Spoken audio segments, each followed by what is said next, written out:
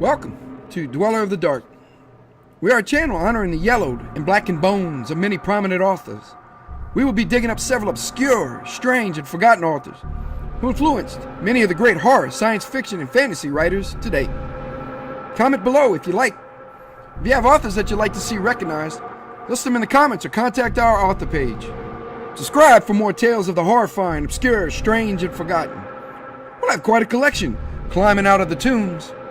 If you like any of our tales, hit the like button below. You can find us on Facebook, Jeffrey LeBlanc Horror Writer, official website, jeffreyleblanc.com, on Amazon and Twitter. The Call of Cthulhu is a short story by H.P. Lovecraft, written in the summer of 1926. It was first published in the pulp magazine Weird Tales in February 1928. Several works influenced H.P. Lovecraft's Cthulhu Mythos. According to Robert M. Price, scholar of the Cthulhu Mythos, the irregular sonnet, the Kraken, written by Alfred Tennyson in 1830, was a major inspiration for Lovecraft's story. It's obvious, as both reference a gigantesque aquatic creature sleeping for an eternity at the bottom of the ocean. Both reference the horrifying creature as destined to emerge from its slumber and bring about an apocalyptic age. Other authors such as S.T. Jossey, David E. Schultz claim Lovecraft wrote the story inspired by Guy de Maupassant's 1887 story, The Horror. Another inspiration came from The Creature Beyond Our Comprehension and Arthur Machen's The Novel of the Black Seal. Lovecraft seemed to use Machen's method of piecing together disassociated knowledge, including a random newspaper clipping, to reveal the survival of a horrific ancient being. To build the detailed background of the mythos, Lovecraft referenced heavily from William Scott-Elliott's The Story of Atlantis and The Lost Lemuria, both of which Lovecraft read in 1926, shortly before he started to work on the story. Robert M. Price also notes that Lovecraft may have used many of the concepts from Lord Dunsany. Lovecraft admired the work of Lord Dunsany, who wrote The God of Pengana, which depicts a god constantly lulled to sleep to avoid the consequences of its reawakening. Another Dunsany work cited by Price is A Shop in Go-By Street, which stated, "The heaven of the gods who sleep, and unhappy are they that hear some old god speak, while he sleeps, being still deep in slumber." The Call of Cthulhu focuses on a narrator, Francis Wayland Thurston, as he recounts his discovery of various notes in a curious bas-relief left behind by his great-uncle George Gamal Angel. The great-uncle is a prominent professor of Semitic languages at Brown University in Providence, Rhode Island, who died in the winter of 1926 after being attacked. Possibly the attack was by an unnamed cult. What is the horrifying secret of the bas-relief? Who is the lurking monstrosity set to bring about cosmic, apocalyptic destruction of our world from beneath the sea?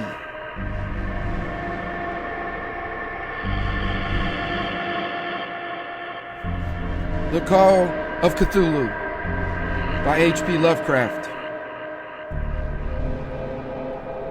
Found among the papers of the late Francis Wayland Thurston of Boston.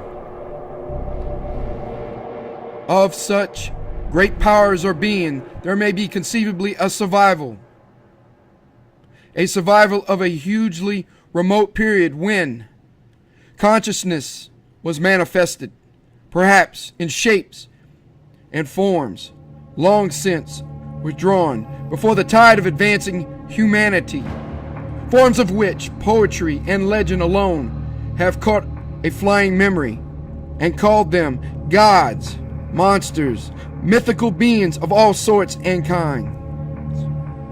Algernon Blackwood. 1. The Horror in Clay. The most merciful thing in the world, I think, is the ability of the human mind to correlate all its contents.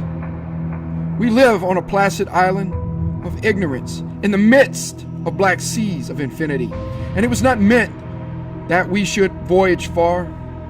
The sciences, each straining in its own direction, have hitherto harmed us little, but someday the piecing together of dissociated knowledge will open up such terrifying vistas of reality and of our frightful position therein that we shall either go mad from the revelation or flee from the deadly light into the peace and safety of a new dark age.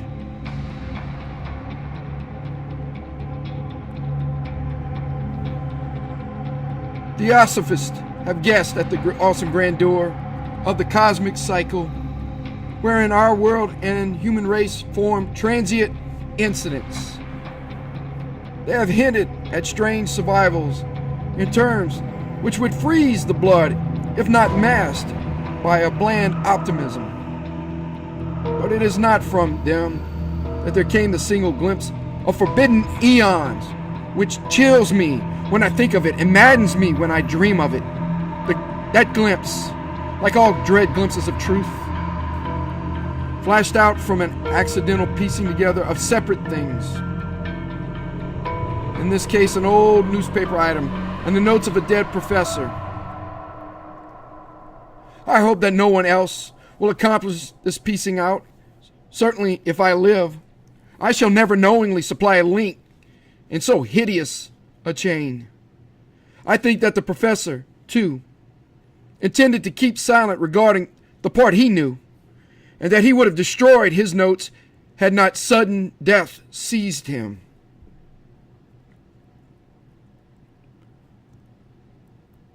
My knowledge of the thing began in the winter of 1926 and 27, with the death of my granduncle, George Gammel Angel, Professor Emeritus of Semitic Languages in Brown University, Providence, Rhode Island. Professor Angel was widely known as an authority on ancient inscriptions and had frequently been resorted to by the heads of prominent museums, so that his passing at the age of 92 may be recalled by many. Locally, interest was intensified by the obscurity of the cause of death. The professor had been stricken whilst returning from the Newport boat, falling suddenly, as witnesses said, after having been jostled by a nautical-looking Negro who had come from one of the queer dark courts on a precipitous hillside which formed a short cut from the waterfront to the deceased home in William Street. Physicians were unable to find any visible disorder, but concluded, after perplexed debate, that some obscure lesion of the heart, induced by the brisk ascent of so steep a hill by so elderly a man, was responsible for the end. At the time, I saw no reason to dissent from this dictum, but latterly I am inclined to wonder, and more than wonder. As my granduncle's heir and executor, for he died a childless widower, I was expected to go over his papers with some thoroughness. For that purpose, moved this entire set of files and boxes to my quarters in Boston. Much of the material, which I correlated, will be later published by the American Archaeological Society. But there was one box which I found exceedingly puzzling, and which I felt much averse from shewing to other eyes. It had been locked, and I did not find the key till it occurred to me to examine the personal ring which the professor carried always in his pocket. Then indeed I succeeded in opening it, but when I did so, seemed only to be confronted by a greater and more closely locked barrier. For what could be the meaning of the queer clay bas-relief and the disjointed jottings, ramblings, and cuttings which I found? Had my uncle, in his latter years, become credulous of the most superficial impostors? I resolved to search out the eccentric sculptor responsible for this apparent disturbance of an old man's peace of mind.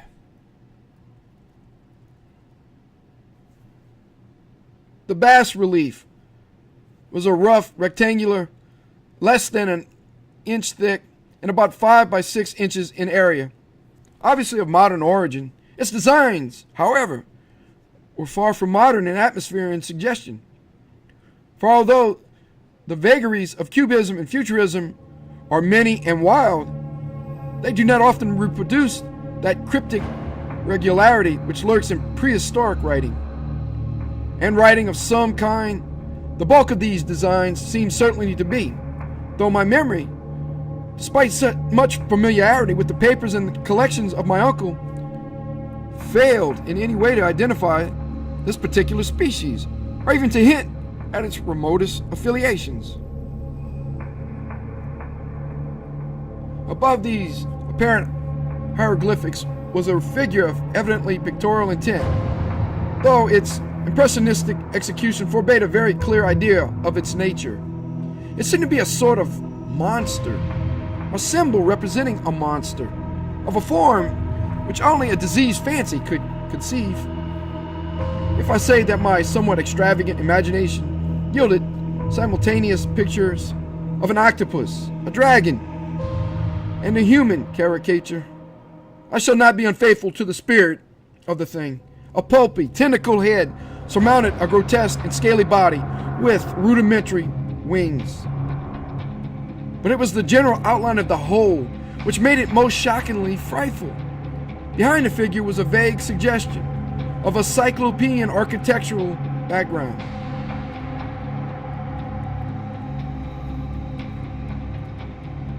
The writing accompanying this oddity was, aside from a stack of press cuttings, in Professor Angel's most recent hand, and made no pretense to literary style. What seemed to be the main document was headed Cthulhu Cult, in characters painstakingly printed to avoid the erroneous reading of a word so unheard of. The manuscript was divided into 2 sections. The first of which was headed 1925 Dream and Dream Work of H.A. Wilcox, 7 Thomas Street, Providence, Rhode Island. And the second, Narrative of Inspector John R. Lagrassi, 121 Bienville Street, New Orleans, Louisiana, at 1908 AAS meeting. Notes on same and Professor Webb's account. The other manuscript papers were all brief notes, some of them accounts of the queer dreams of different persons, some of them citations from theosophical books and magazines, notably W. Scott-Elliott's Atlantis and the Lost Lemuria, and the rest comments on long surviving secret societies and hidden cults, with references to passages in such mythological and anthropological sourcebooks as Fraser's Golden Bough and Miss Murray's Witch Cult in Western Europe. The cuttings largely alluded to outre mental illnesses and outbreaks of group folly or mania in the spring of 1925. The first half of the principal manuscript told a very peculiar tale. It appears that on March 1st, 1925, a thin, dark young man of neurotic and excited aspect had called upon Professor Angel, bearing the singular clay bas-relief, which was then exceedingly damp and fresh. His card bore the name of Henry Anthony Wilcox, and my uncle had recognized him as the youngest son of an excellent family slightly known to him, who had latterly been studying sculpture at the Rhode Island School of Design and living alone at the Fleur-de-Lis building near that institution.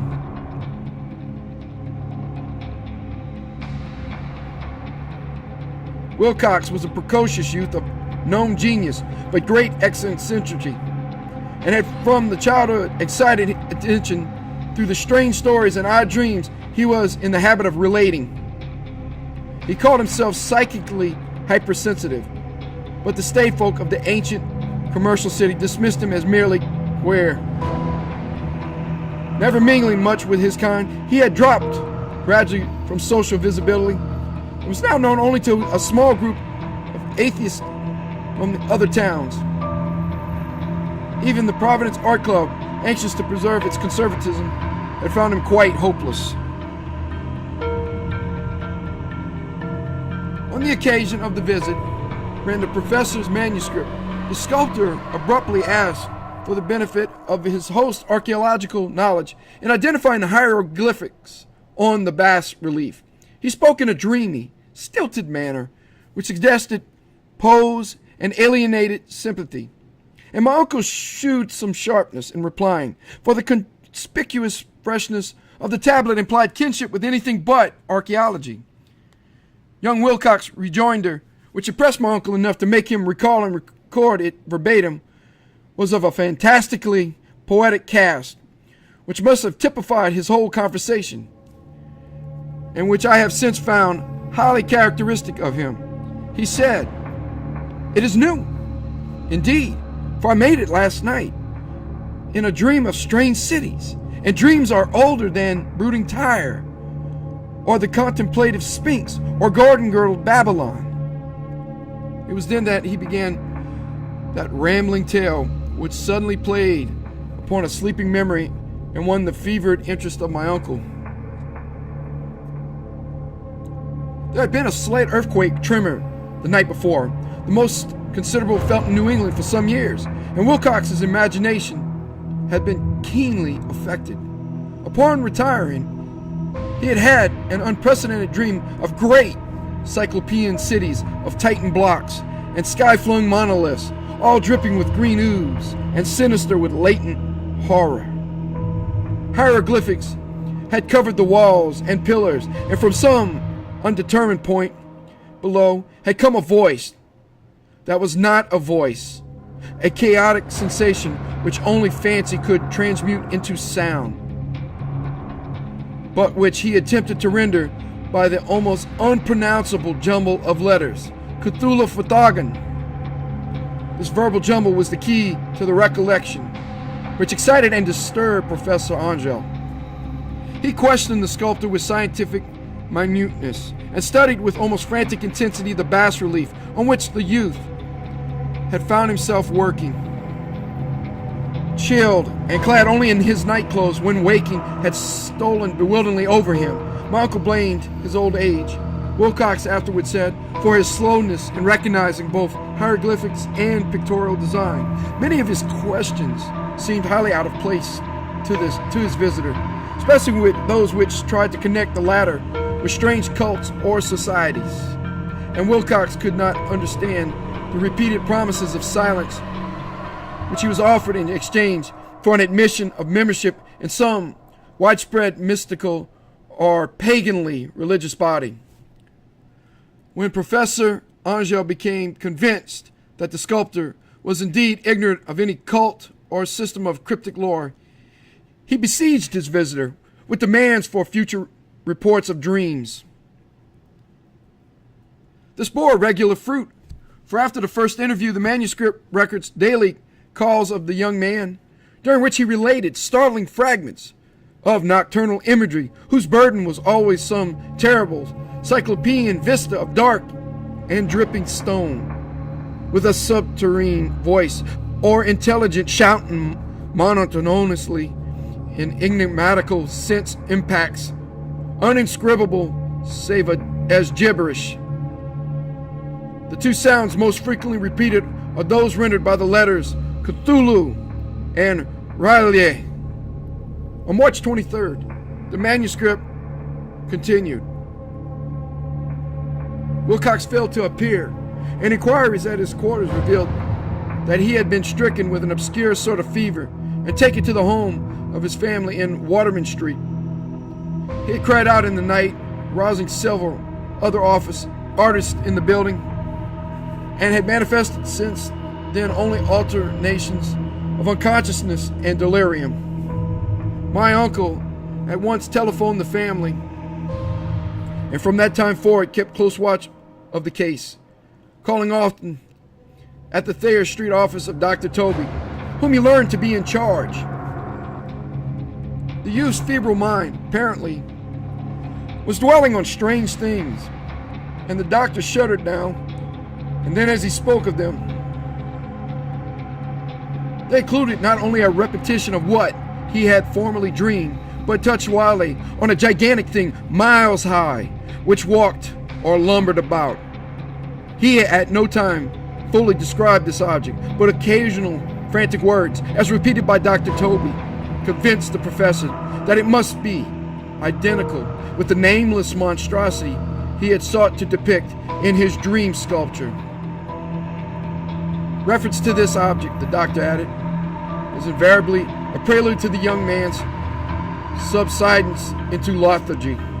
His temperature, oddly enough, was not greatly above normal, but his whole condition was otherwise such as to suggest true fever rather than mental disorder. On April 2nd, at about 3 p.m., every trace of Wilcox's malady suddenly ceased. He sat upright in bed, astonished to find himself at home and completely ignorant of what had happened in a dream or reality since the night of March 22nd. Pronounced well by his physician, he returned to his quarters in 3 days. But to Professor Angel, he was of no further assistance. All traces of strange dreaming had vanished with his recovery, and my uncle kept no record of his night thoughts after a week of pointless and irrelevant accounts of thoroughly usual visions. Here, the first part of the manuscript ended, but references to certain of the scattered notes gave me much material for thought.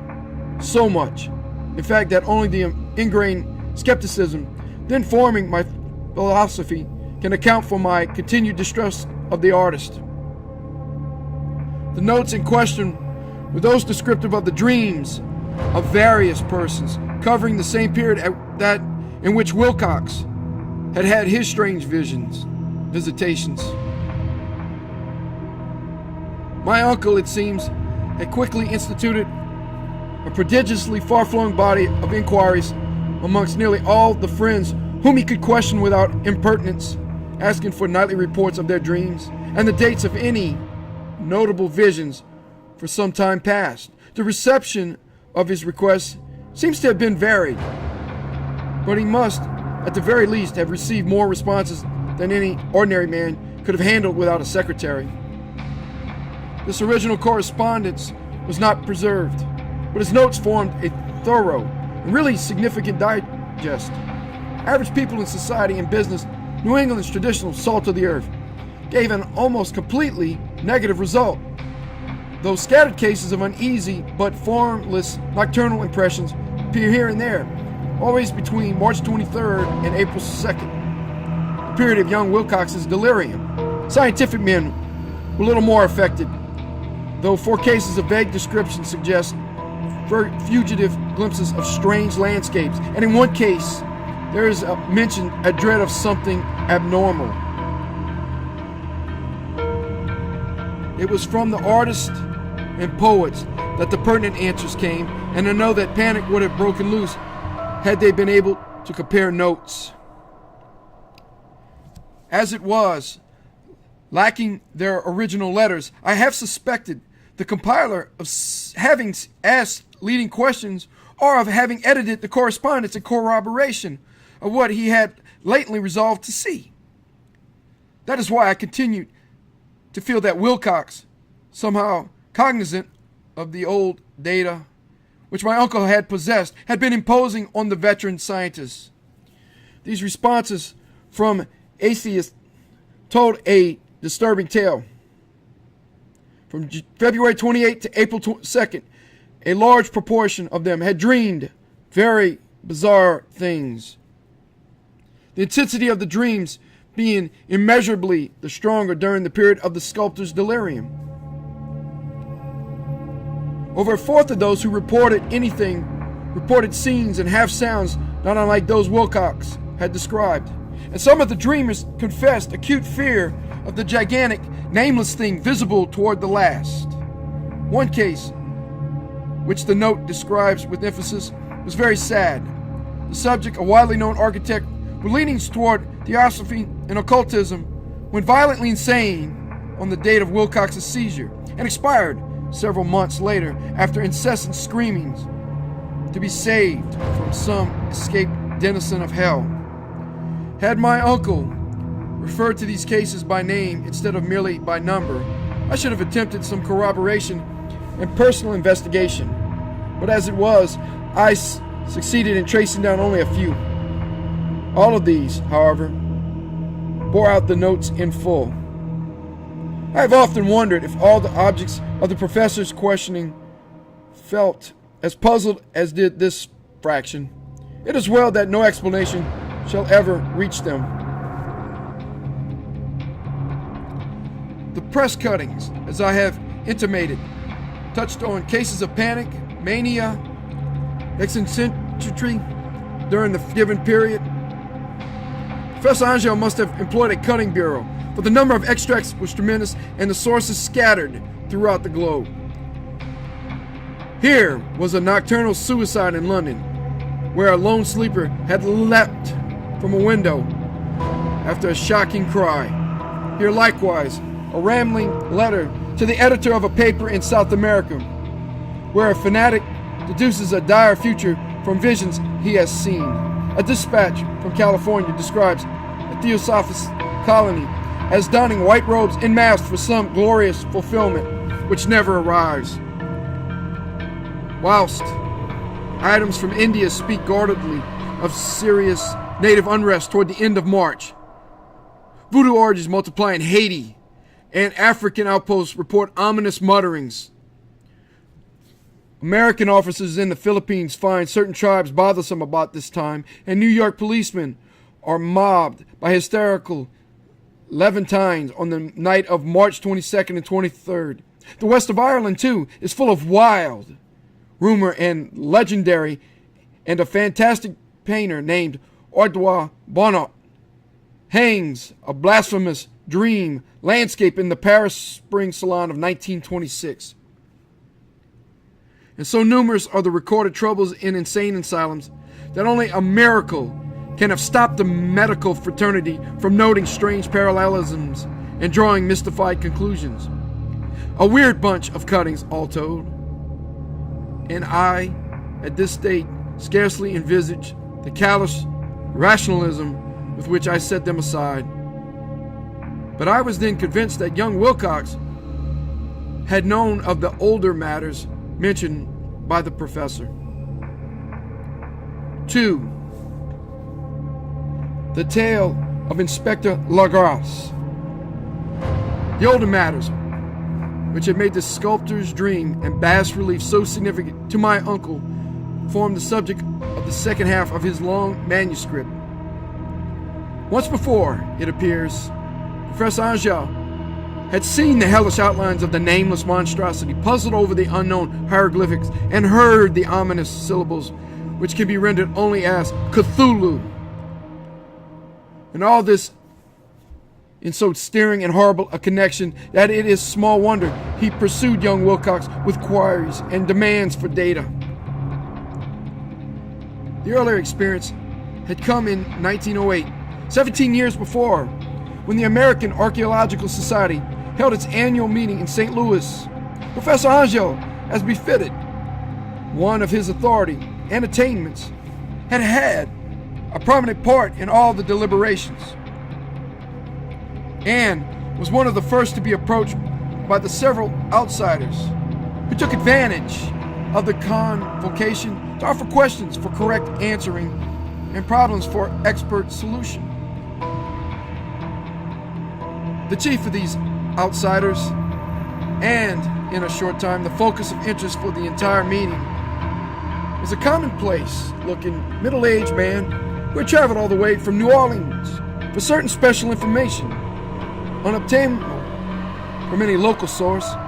His name was John Raymond Lagras, and he was, by profession, an inspector of police. With him bore the subject of his visit a grotesque, repulsive, and apparently very ancient stone statuette, whose origins he was at a loss to determine. It must not be fancied that Inspector Lagras had the least interest in archaeology. On the contrary, his wish for enlightenment was prompted by purely professional considerations. The statuette idol, fetish, or whatever it was, had been captured some months before in the wooded swamps south of New Orleans during a raid on a supposed voodoo meeting, and so singular and hideous were the rites connected with it that the police could not but realize that they had stumbled on a dark cult, totally unknown to them, and infinitely more diabolic than even the blackest of the African voodoo circles. Of its origin, apart from the erratic and unbelievable tales extorted from the captured members, absolutely nothing was to be discovered.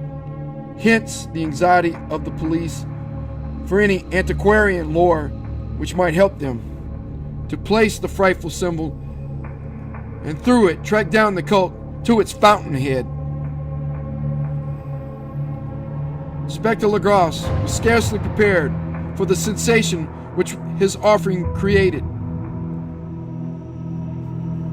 One sight of the thing had been enough to throw the assembled men of science into a state of tense excitement, and they lost no time in crowding around him to gaze at the diminutive figure, whose utter strangeness and air of genuine abysmal antiquity hinted so potently at unopened and archaic vistas.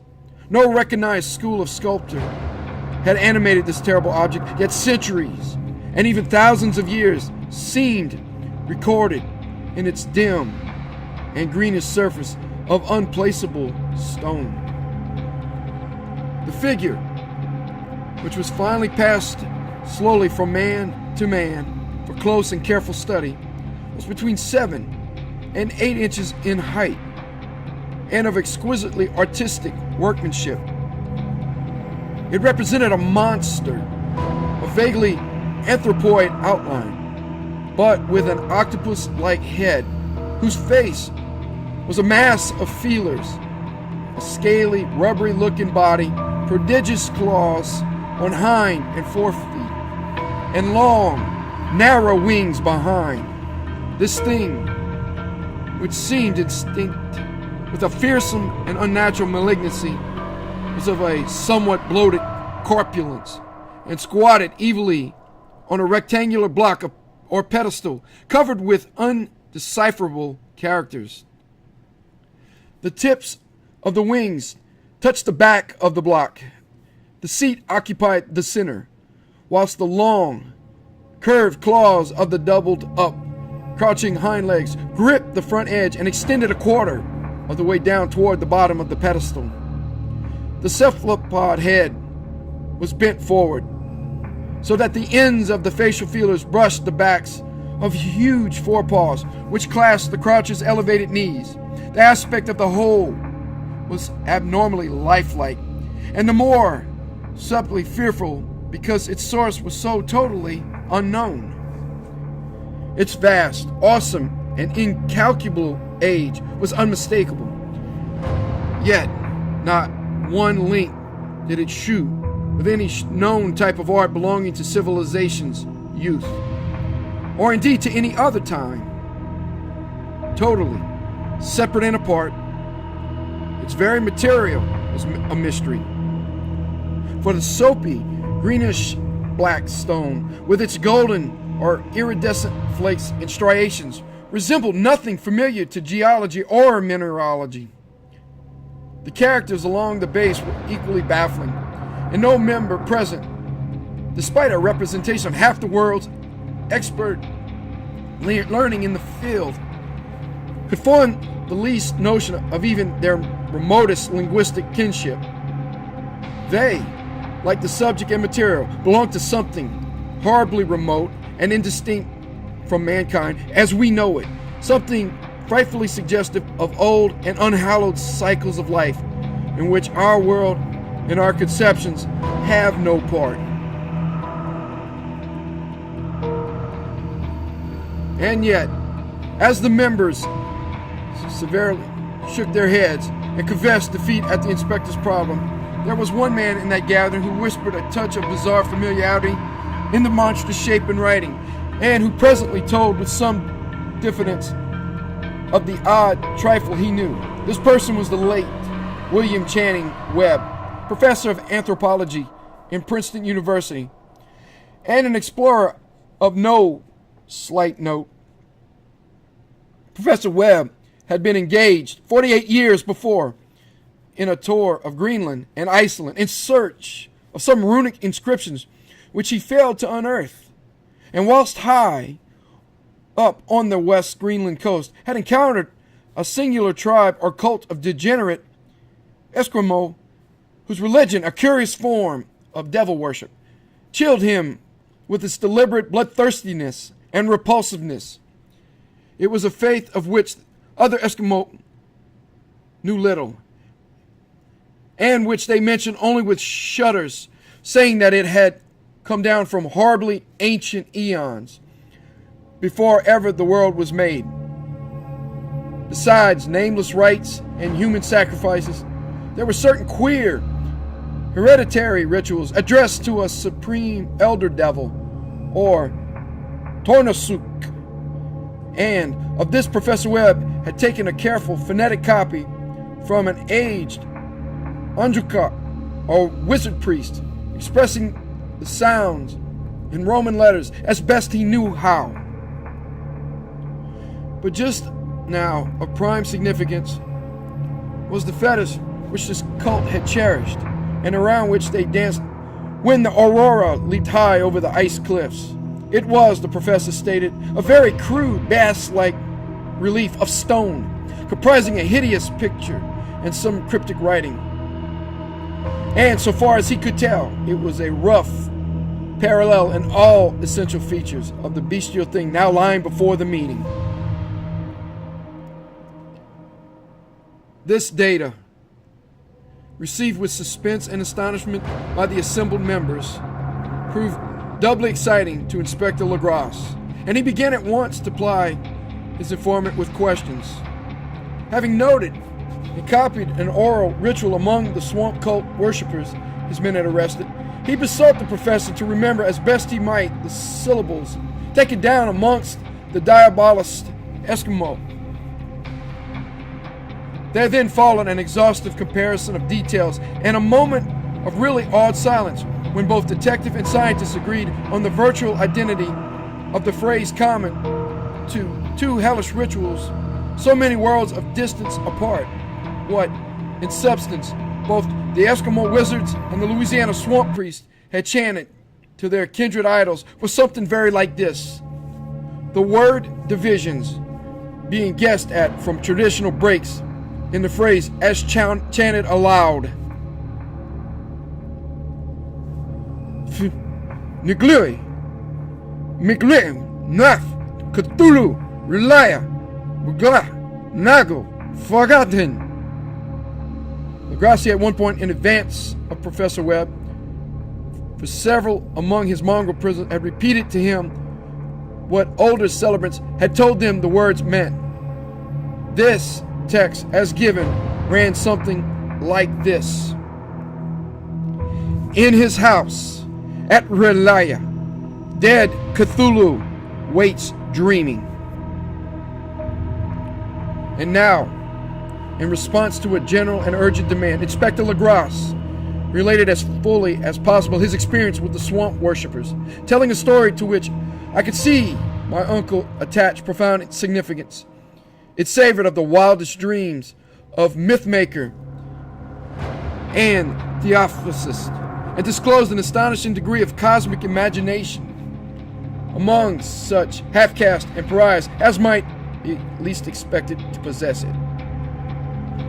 On November 1st, 1907, there had come to the New Orleans police a frantic summons from the swamp and lagoon country to the south.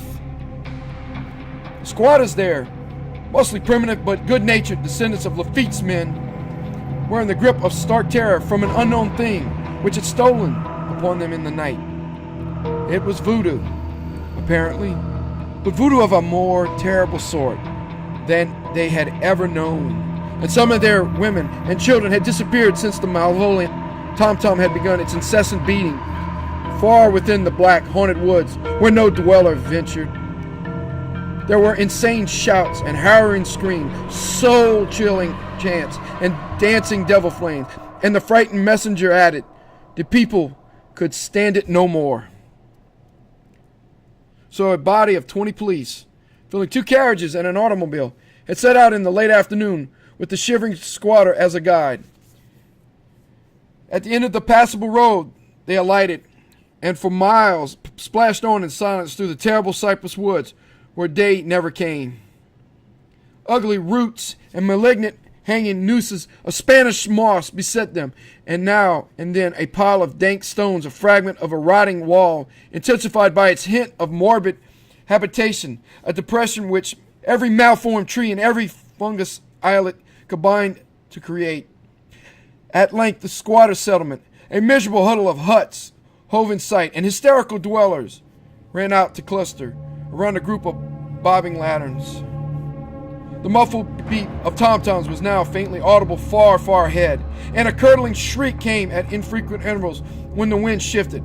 A reddish glare, too, seemed to filter through the pale undergrowth, beyond endless avenues of forest night, reluctant even to be left alone again. Each one of the cowed squatters refused point-blank to advance another inch toward the scene of unholy worship.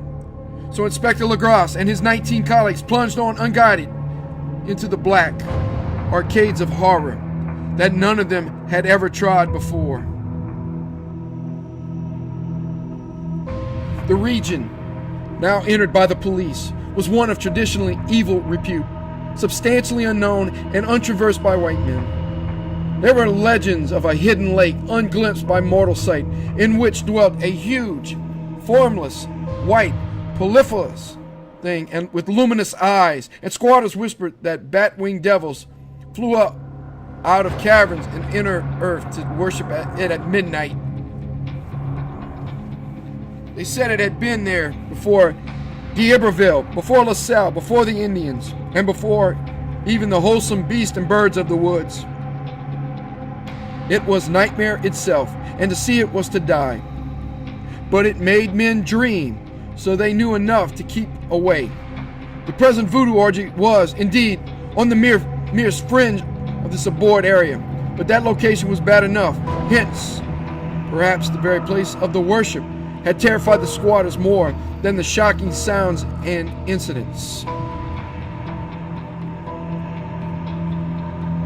Only poetry, or madness, could do justice to the noises heard by Legrasse's men as they plowed on through the black morass toward the red glare and the muffled tom-toms. There are vocal qualities peculiar to men, and vocal qualities peculiar to beasts, and it is terrible to hear the one when the source should yield the other. Animal fury and orgiastic license here whipped themselves to demonic heights by howls and squawking ecstasies that tore and reverberated through those nighted woods like pestilential tempests from the gulfs of hell.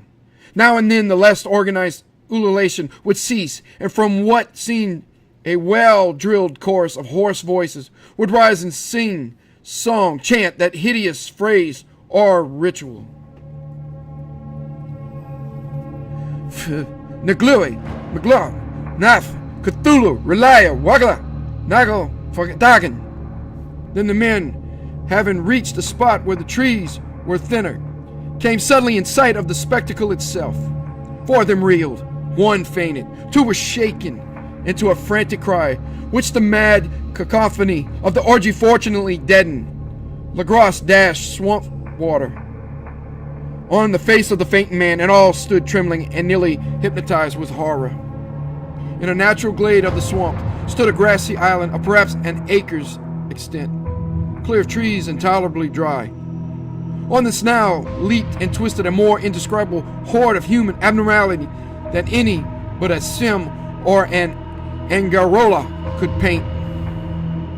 Void of clothing, this hybrid spawn were braying, bellowing, and writhing about a monstrous ring-shaped bonfire, in the center of which, revealed by occasional rifts in the curtain of flame, stood a great granite monolith, some 8 feet in height, on top of which, incongruous with its diminutives, rested the noxious carven statuette.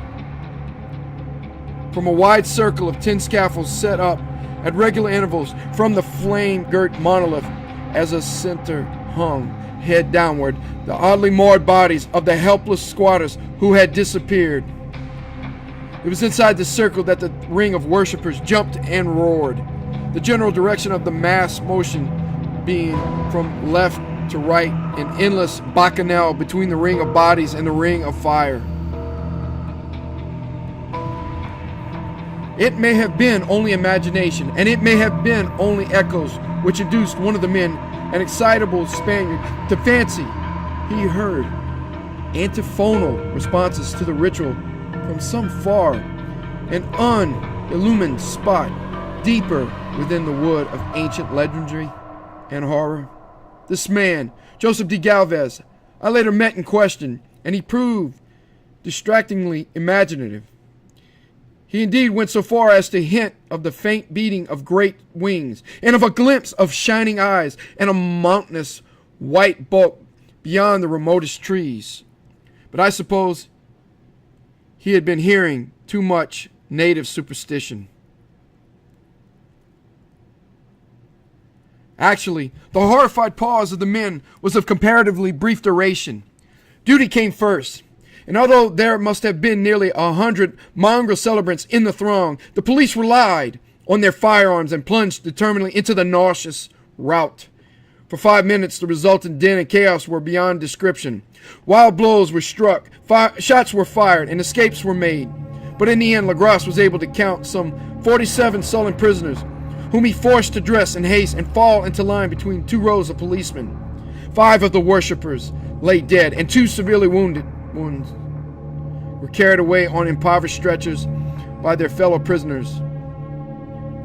The image on the monolith, of course, was carefully removed and carried back by Legras.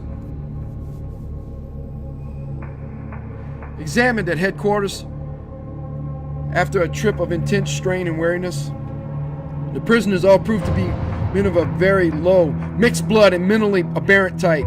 Most were seamen, and a sprinkling of Negroes and mulattoes, largely West Indians or Bravo Portuguese from the Cape Verde Islands, gave a coloring of voodooism to the heterogeneous cult. But before many questions were asked, it became manifest that something far deeper and older than Negro fetishism was involved. Degraded and ignorant as they were, the creatures held with surprising consistency to the central idea of their loathsome faith. They worshiped, so they said, the great old ones, who lived ages before there were any men, and who came to the young world out of the sky. Those old ones were gone now, inside the earth and under the sea, but their dead bodies had told their secrets in dreams to the first men, who formed a cult which had never died. This was that cult, and the prisoners said it was always existed and always would exist, hidden in distant wastes and dark places all over the world, until the time when the great priest Cthulhu, from his dark house in the mighty city of Relay, under the waters, should rise and bring the earth again beneath his sway. Someday he would call, when the stars were ready, and the secret cult would always be waiting to liberate him.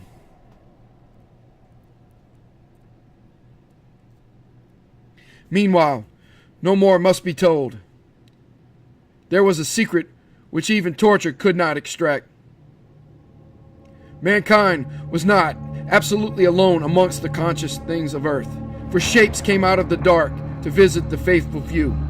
But these were not the great old ones. No man had ever seen the old ones. The carven idol was great Cthulhu, but none might say whether or not the others were precisely like him. No one could read the old writing now, but things were told by word of mouth. They chanted ritual was not the secret. That was never spoken aloud, only whispered. The chant meant only this: in his house at Relaye, dead Cthulhu waits dreaming.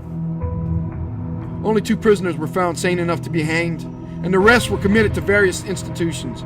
All denied a part in the ritual murders and averred that the killing had been done by black winged ones, which had come to them from their immemorial meeting place in the haunted wood. But of those mysterious allies, no coherent account could ever be gained. What the police did extract came mainly from an immensely aged mestizo named Castro, who claimed to have sailed to strange ports and talked with undying leaders of the cult in the mountains of China. Old Castro remembered bits of hideous legend that paled the speculations of Theophilus and made man and the world seem recent and transient indeed. There had been eons when other things ruled on the earth, and they had had great cities. Remains of them, he said the deathless Chinaman had told him, were still to be found as cyclopean stones on islands in the Pacific. They had all died vast epochs of time before men came. But there were arts which could revive them when the stars had come round again to the right positions in the cycle of eternity. They had indeed come themselves from the stars and brought their images with them. These great old ones, Castro continued, were not composed altogether of flesh and blood. They had shape, for did not this star-fashioned image prove it? But that shape was not made of matter. When the stars were right, they could plunge from the world to the world through the sky. But when the stars were wrong, they could not live. But although they no longer live, they would never really die. They all lay in stone houses in their great city of Relaya, preserved by the spells of mighty Cthulhu, for a glorious resurrection when the stars and the earth might once more be ready for them. But at that time, some force from outside must serve to liberate their bodies.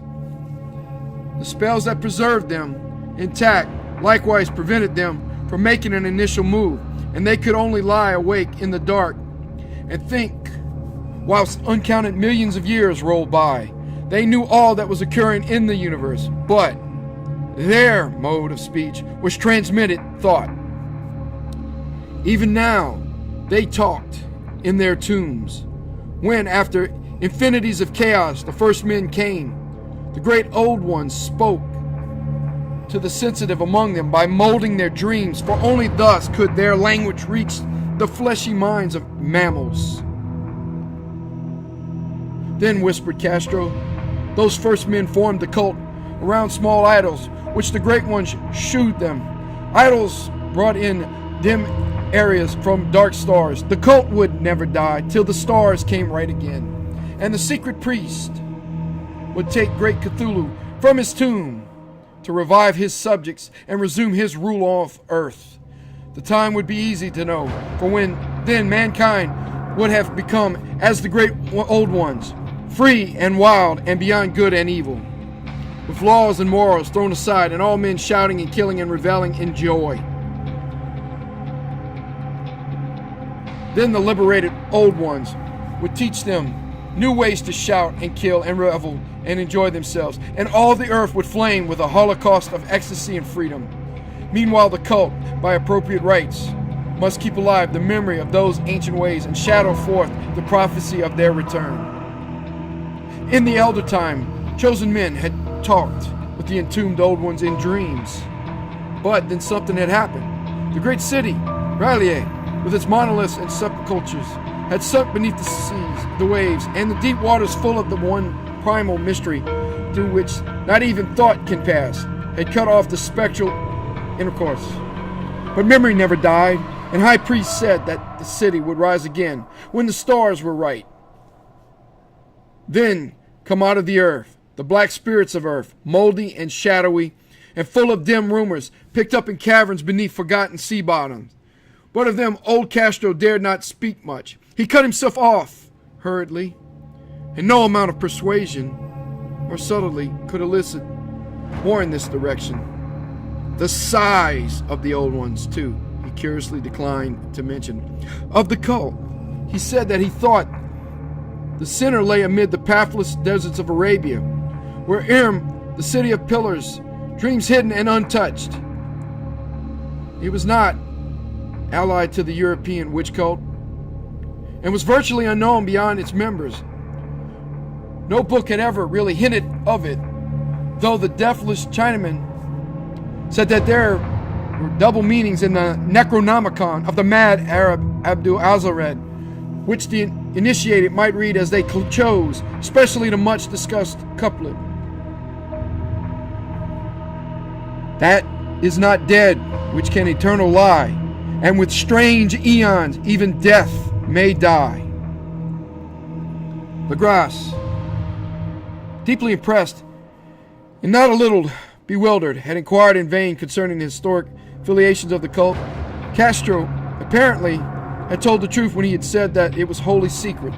The authorities at Tulane University could shed no light upon either cult or image, and now the detective had come to the highest authorities in the country and met with no more than the Greenland tale of Professor Webb.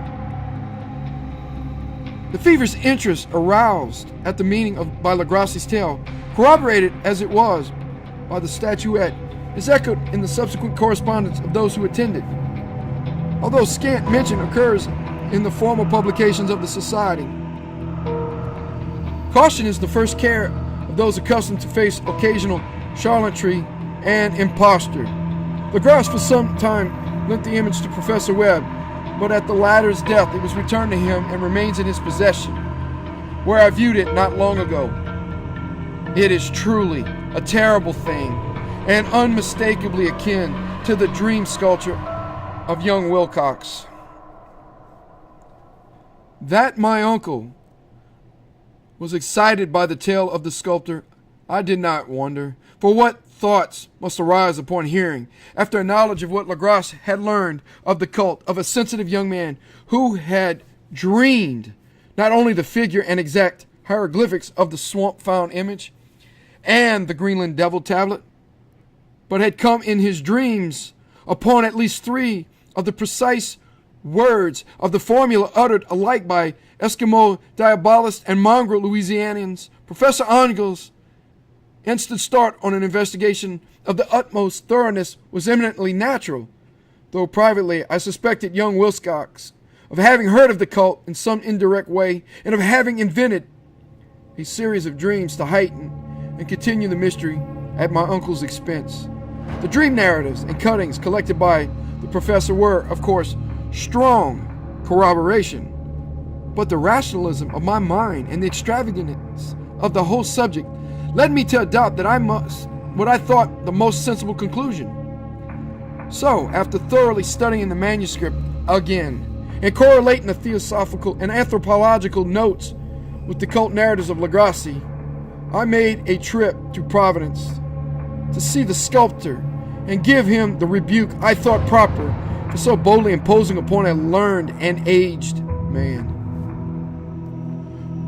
Wilcox still lived alone in the fleur-de-lis building in Thomas Street, a hideous Victorian imitation of 17th century Breton architecture which flaunts its stuccoed front amidst the lovely colonial houses on the ancient hill and under the very shadow of the finest Georgian steeple in America.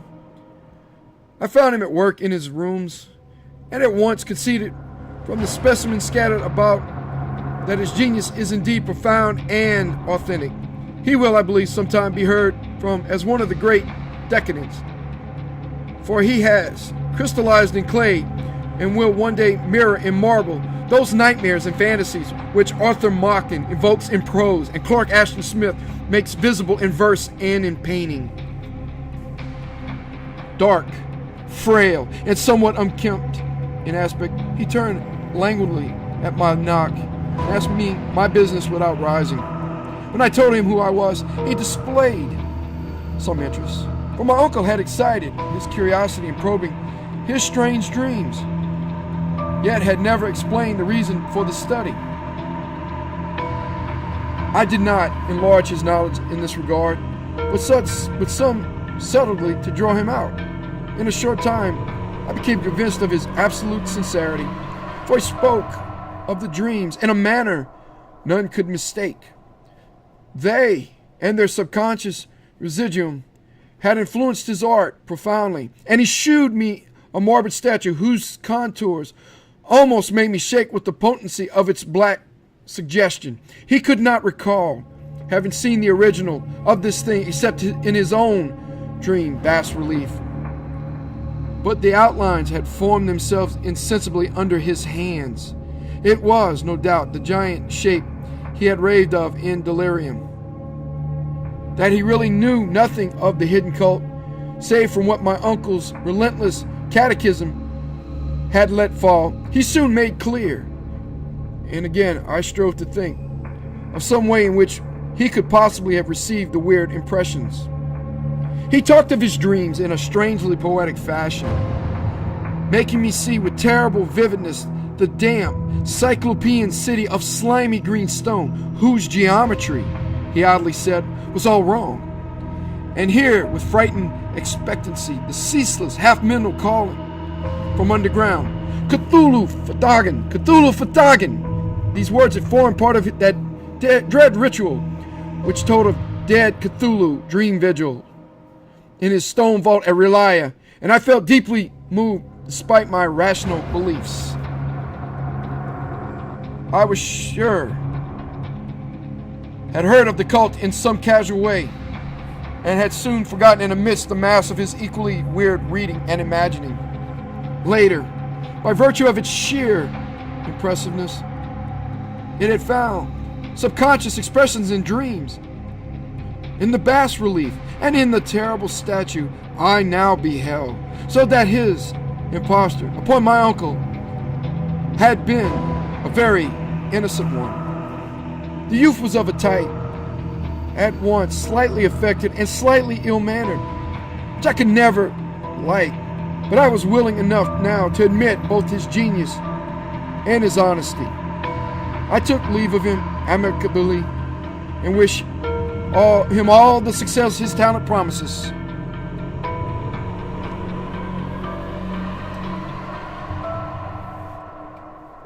The matter of the cult still remained to fascinate me, and at times I had visions of personal fame from researches into their origins and connections. I visited New Orleans, talked with Legras and others of that old-time raiding party, saw the frightful image, and even questioned such of the mongrel prisoners as still survived. Old Castro, unfortunately, had been dead for some years. What I now heard so graphically at first hand, though it was really no more than a detailed confirmation of what my uncle had written, excited me afresh. For I felt sure that I was on the track of a very real, very secret, and very ancient religion, whose discovery would make me an anthropologist of note. My attitude was still one of absolute materialism, as I wish it still were, and I discounted with almost inexplicable perversity the coincidence of the dream notes and odd cuttings collected by Professor Angel. One thing I began to suspect, and which I now fear I know, is that my uncle's death was far from natural. He fell on a narrow street leading up from an ancient waterfront swarming with foreign mongrels after a careless push from a Negro sailor. I did not forget the mixed blood and marine pursuits of the cult members in Louisiana, and would not be surprised to learn of secret methods and poison needles as ruthless and as anciently known as the cryptic rites and beliefs. Legras and his men, it is true, have been let alone, but in Norway a certain seaman who saw things is dead. Might not the deeper inquiries of my uncle after encountering the sculptor's data have come to sinister ears? I think Professor Angel died because he knew too much, or because he was likely to learn too much. Whether I shall go as he did remains to be seen, for I have learned much now. 3. The madness from the sea. If heaven ever wishes to grant me a boon, it will be a total effacing of the results of a mere chance, which fixed my eye on a certain stray piece of shelf paper. It was nothing on which I would naturally have stumbled in the course of my daily round, for it was an old number of an Australian journal, the Sydney Bulletin, for April 18th, 1925. It had escaped even the Cutting Bureau, which had at the time of its issuance been avidly collecting material for my uncle's research. I had largely given over my inquiries into what Professor Angel called the Cthulhu cult, and was visiting a learned friend in Paterson, New Jersey, the curator of a local museum and a mineralogist of note. Examining one day the reserved specimens roughly set on the storage shelves in a rear room of the museum, my eye was caught by an odd picture in one of the old papers spread beneath the stones. It was the Sydney Bulletin I have mentioned, for my friend was wide affiliations in all conceivable foreign ports, and the picture was a half-tone cut of a hideous stone image almost identical with that which Legros had found in the swamp. Eagerly clearing the sheet of its precious contents, I scanned the item in detail and was disappointed to find it of only moderate length. What it suggested, however, was of portentous insignificance to my flagging quest, and I carefully tore it out for immediate action. It read as follows: Mystery derelict found at sea. Vigilant arrives with helpless armed New Zealand yacht in tow. One survivor and dead man found aboard. Tale of desperate battle and deaths at sea. Rescued seaman refuses particulars of strange experience. Odd idol found in his possession. Inquiry to follow. The Morrison Company's freighter Vigilant, bound from Valparaiso, arrived this morning at its wharf in Darling Harbor, having in tow the battered and disabled but heavily armed steam yacht Alert of Dunedin in Z, which was sighted April 12th in south latitude 32 degrees 21 minutes west, longitude 152 degrees 17 minutes, with one living and one dead man aboard. The Vigilant left Valparaiso March 25th and on April 2nd was driven considerably south of her course by exceptionally heavy storms and monster waves.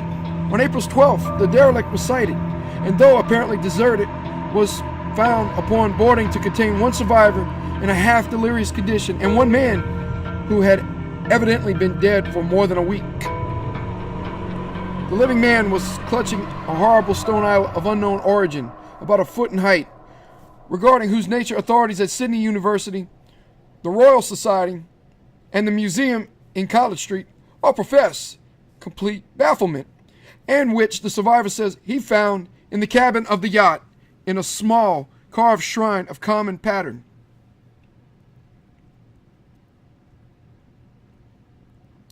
This man, after recovering his senses, told an exceedingly strange story of piracy and slaughter. He is Gustav Johansen, a Norwegian of some intelligence, and had been second mate of the two-masted schooner Emma of Auckland, which sailed for Callao February 20th with a complement of 11 men. The Emma, he says, was delayed and thrown wildly south of her course by the great storm of March 1st, and on March 22nd in south latitude 49 degrees 51 minutes west, longitude 128 degrees 34 minutes, encountered the Alert, manned by a queer and evil-looking crew of Kanakas and half-caste. Being ordered peremptorily to turn back, Captain Collins refused, whereupon the strange crew began to fire savagely, and without warning, upon the schooner with a peculiar heavy battery of brass cannon forming part of the yacht's equipment. The Emma's men shooed fight, says the survivor. Though the schooner began to sink from shots beneath the waterline, they managed to heave alongside their enemy and board her, grappling with the savage crew on the yacht's deck and being forced to kill them all, the number being slightly superior because of their particularly abhorrent and desperate, though rather clumsy, mode of fighting.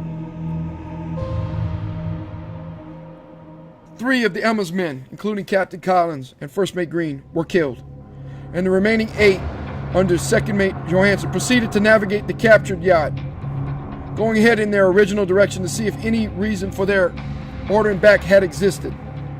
The next day, it appears they raised and landed on a small island, although none is known to exist in that part of the ocean. And 6 of the men somehow died ashore, though Johansson is clearly reticent about this part of the story and speaks only of their falling into a rock chasm. Later, it seems, he and one companion boarded the yacht and tried to manage her, but were beaten about by the storm of April 2nd. From that time till his rescue on the 12th, the man remembers little, and he does not even recall when William Britton, his companion, died. Brighton's death reveals no apparent cause and was probably due to excitement or exposure.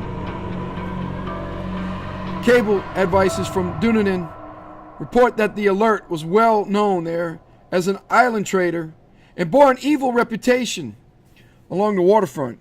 It was owned by a curious group of half-castes whose frequent meetings and night trips to the woods attracted no little curiosity, and it had set sail in great haste just after the storm and earth tremors on March 1st. Our Auckland correspondent gives the Emma and her crew an excellent reputation, and Johansson is described as a sober and worthy man. The Admiralty will institute an inquiry on the whole matter beginning tomorrow, in which every effort will be made to induce Johansson to speak more freely than he has done hitherto. This was all, together with the picture of the hellish image. But what a train of ideas it started in my mind. Here were new treasures of data on the Cthulhu cult and evidence that it had strange interest at sea as well as on land. What motive prompted the hybrid crew to order back the Emma's they sailed about with their hideous idol? What was the unknown island on which 6 of the Emma's crew had died, about which the mate Johansson was so secretive? What had the Vice Admiral's investigation brought out, and what was known of the noxious cult in Dunedin? And most marvelous of all, what deep and more than natural linkage of dates was this, which gave a malign and now undeniable significance to the various turns of events so carefully noted by my uncle? March 1st, our February 28th, according to the international dateline, the earthquake and storm had come. From Dunedin, the Alert and her noise crew had darted eagerly forth, as if imperiously summoned, and on the other side of the earth, poets and artists had begun to dream of a strange, dank, cyclopean city, whilst a young sculptor had molded in his sleep the form of the dreaded Cthulhu. March 23rd, the crew of the Emma landed on an unknown island and left 6 men dead. And on that date, the dreams of sensitive men assumed a heightened vividness and darkened with dread of a giant monster's malign pursuit, whilst an architect had gone mad and a sculptor had lapsed suddenly into delirium. And what of this storm of April 2nd, the date of which all dreams of the dank city ceased, and Wilcox emerged unharmed from the bondage of strange fever? What of all this, and of those hints of old Castro about the sunken, starborn old ones and their coming reign, their faithful cult, and their mastery of dreams? Was I tottering on the brink of cosmic horrors beyond man's power to bear? If so, they must be horrors of the mind alone, for in some way the 2nd of April had put a stop to whatever monstrous menace had begun its siege of mankind's soul. That evening, after a day of hurried cabling and arranging, I bade my host adieu and took a train for San Francisco. In less than a month, I was in Dunedin, where, however, I found that little was known of the strange cult members who had lingered in the old sea taverns. Waterfront scum was far too common for special mention, though there was vague talk about one inland trip these mongrels had made during which faint drumming and red flame were noted on the distant hills. In Auckland, I learned that Johansson had returned with yellow hair turned white after a perfunctory and inclusive questioning at Sydney, and had thereafter sold his cottage in West Street and sailed with his wife to his old home in Oslo. Of his stirring experience, he would tell his friends no more than he had told the Admiralty officials, and all they could do was to give me his Oslo address. After that, I went to Sydney and talked profusely with seamen and members of the Vice Admiralty Court. I saw the Alert now sold and in commercial use at Circular Quay in Sydney Cove, but gained nothing from its non-committal bulk. The crouching image with its cuttlefish head, dragon body, scaly wings, and hieroglyph pedestal was preserved in the museum at Hyde Park, and I studied it long and well, finding it a thing of balefully exquisite workmanship, and with the same utter mystery, terrible antiquity, and unearthly strangeness of material which I had noted in Lagrasse's smallest specimen. Geologists, the curator told me, found it a monstrous puzzle, for they vowed that the world held no rock like it. Then I thought with a shudder what old Castro had told Lagrasse about the primal great ones. They had come from the stars and had brought their images with them. Shaken with such a mental revolution as I had never before known, I now resolved to visit mate Johansson in Oslo. Sailing for London, I re-embarked at once for the Norwegian capital, and one autumn day landed at the trim wharves in the shadow of the Egberg. Johansson's address, I discovered, lay in the old town of King Harald Hardrada, which kept alive the name of Oslo during all the centuries that the greater city masqueraded as Christiania. I made the brief trip by taxicab and knocked with palpitant heart at the door of a neat ancient building with plastered front. A sad-faced woman in black answered my summons, and I was stung with disappointment when she told me in halting English that Gustav Johansson was no more. He had not survived his return, his wife, for the doings at sea in 1925 had broken him. He had told her no more than he had told the public, but had left a long manuscript of technical matters, as he said, written in English, evidently in order to safeguard her from the peril of casual perusal. During a walk through a narrow lane near the Gothenburg dock, a bundle of papers fallen from an attic window had knocked him down. Two Lascar sailors at once helped him to his feet, but before the ambulance could reach him, he was dead. Physicians found no adequate cause for the end, related to heart trouble and a weakened constitution.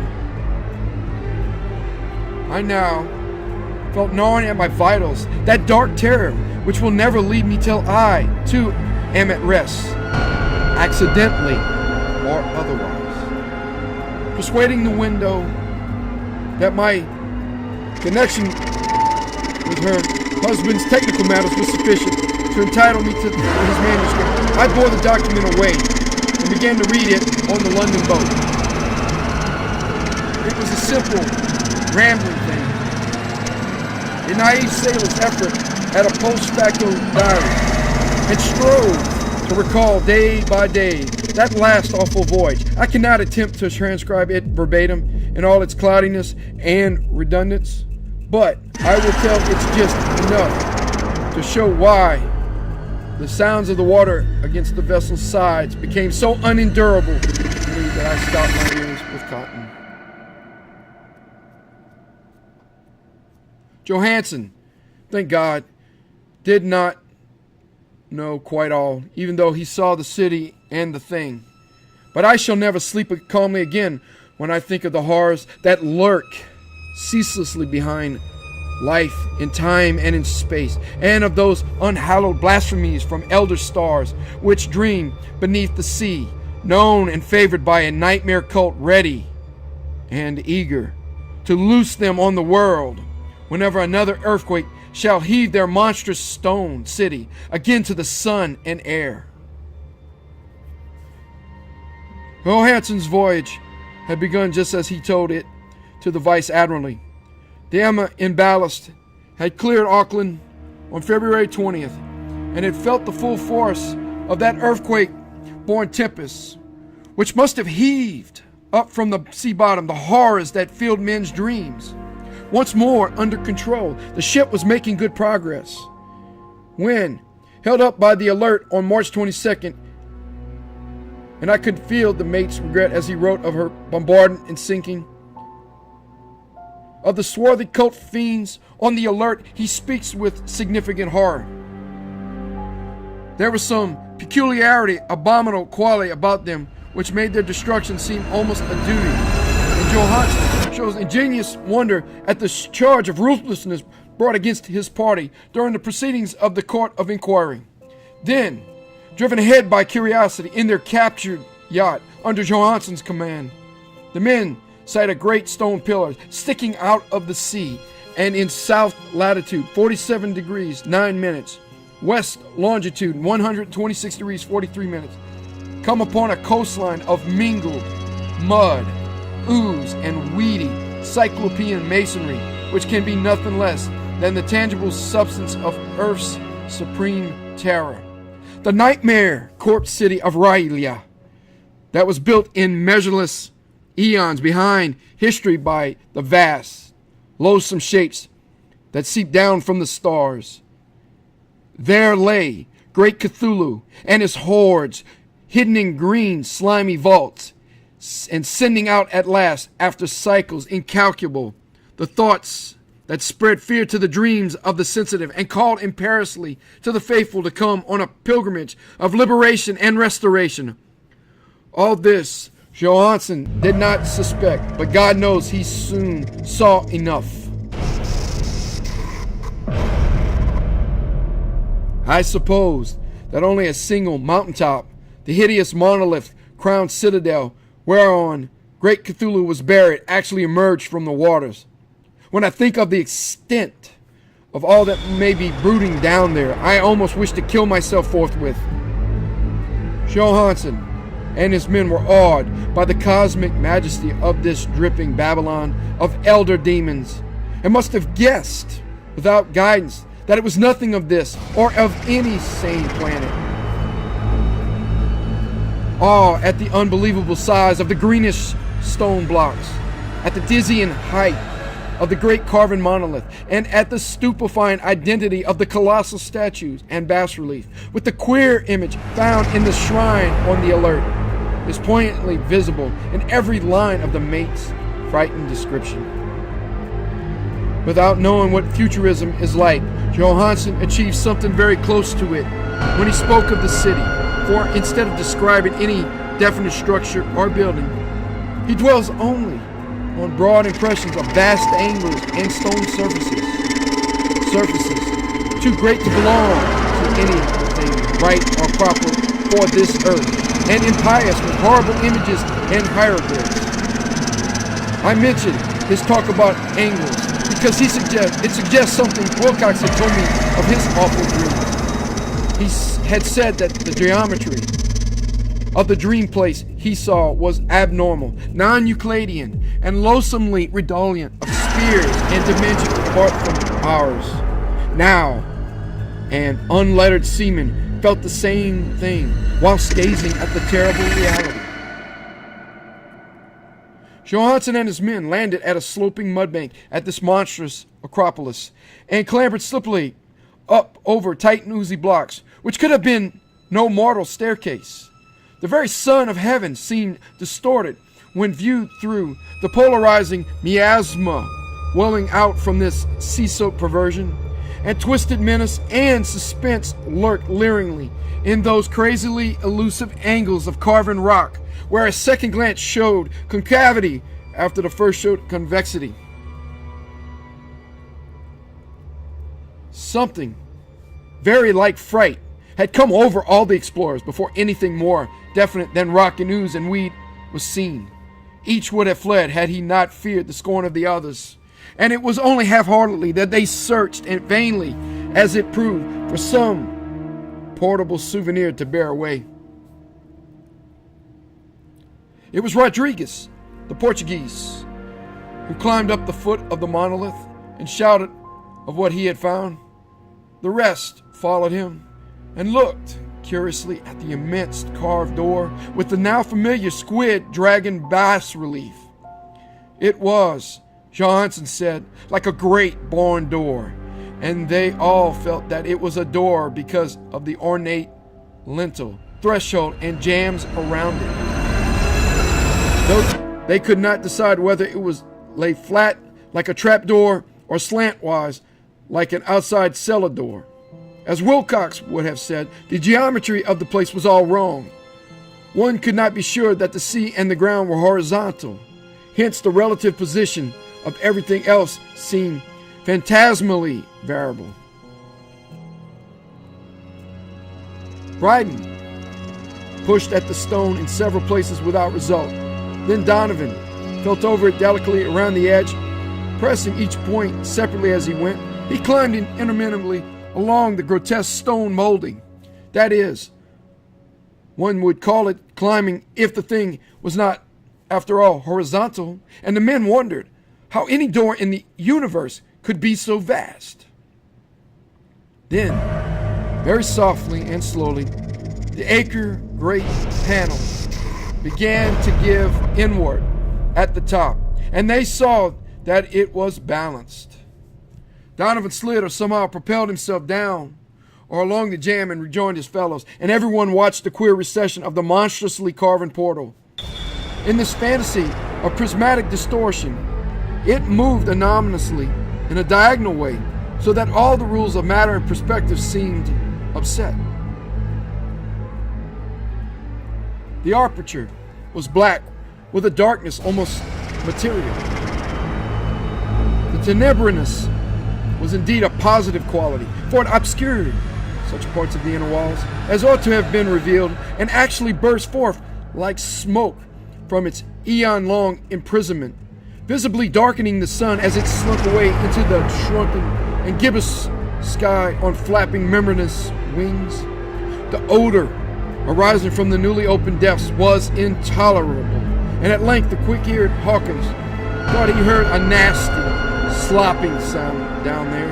Everyone listened, and everyone was listening still when it lumbered slobberingly into the sight and gropingly squeezed its gelatinous screen immensely through the black doorway into the tainted outside air of that poisoned city of madness.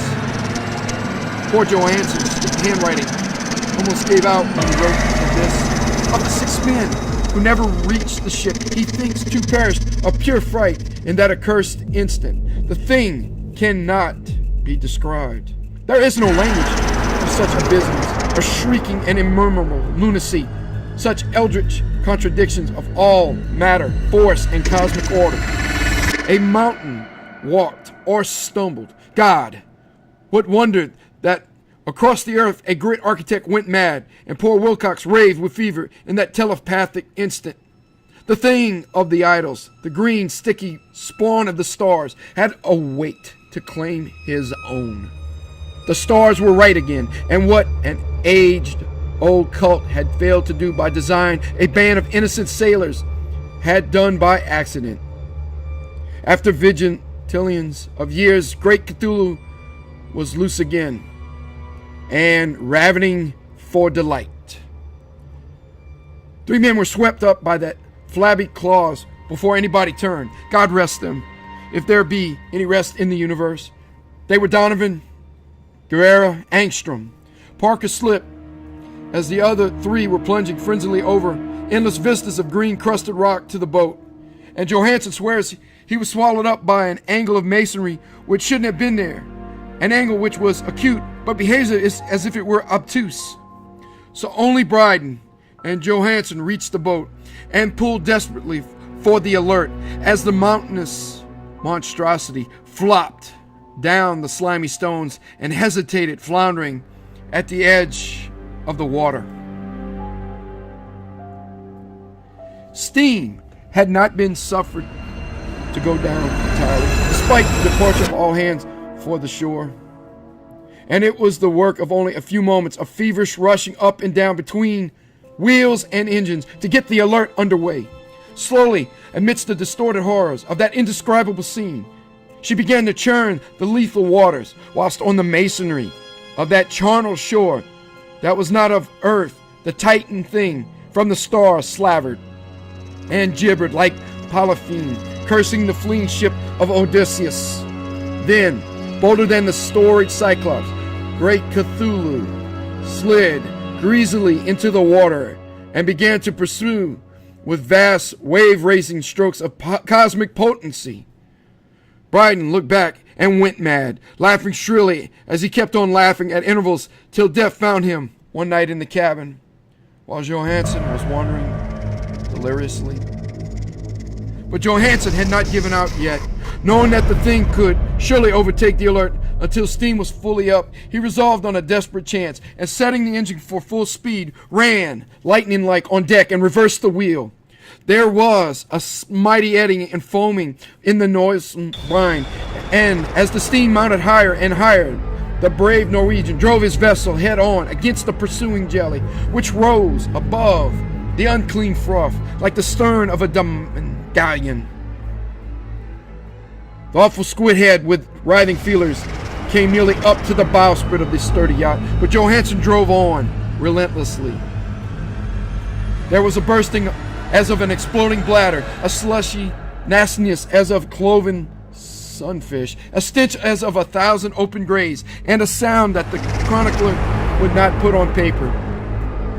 For an instant the ship was befouled by an acrid and blinding green cloud, and then there was a venomous seething astern, where, God in heaven, the scattered plasticity of that nameless sky spawn was nebulously recombining in its hateful original form, while its distance widened every second as the Alert gained impetuous from its mounting steam.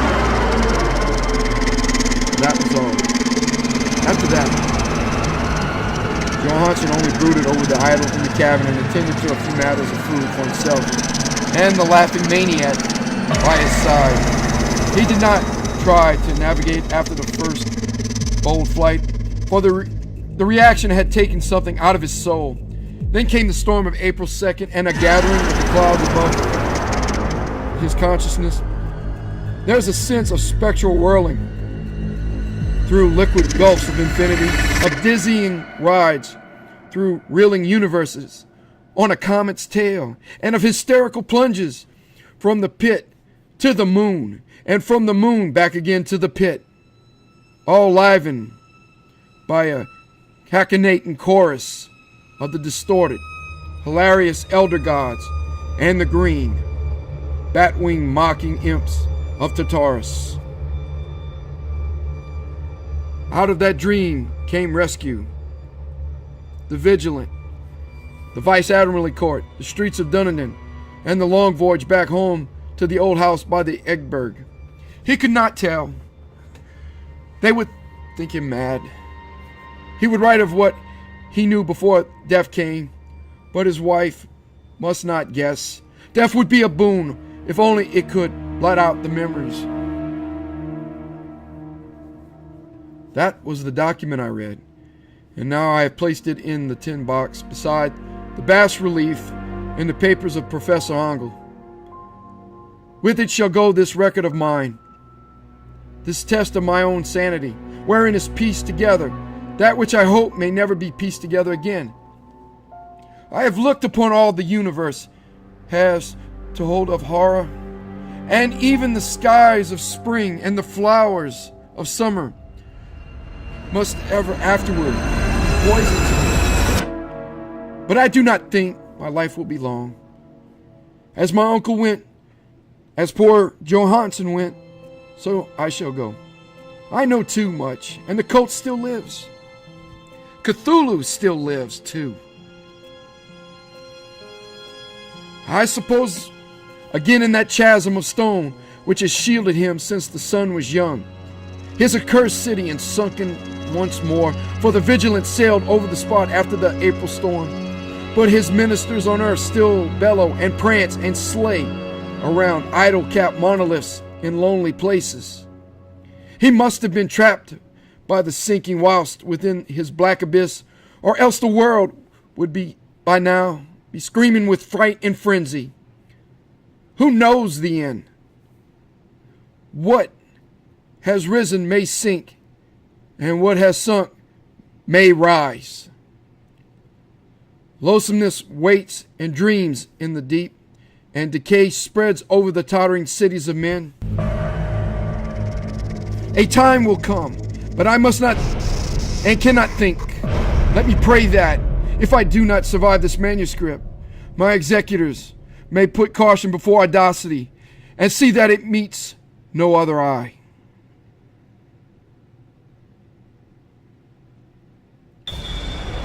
Thank you for listening.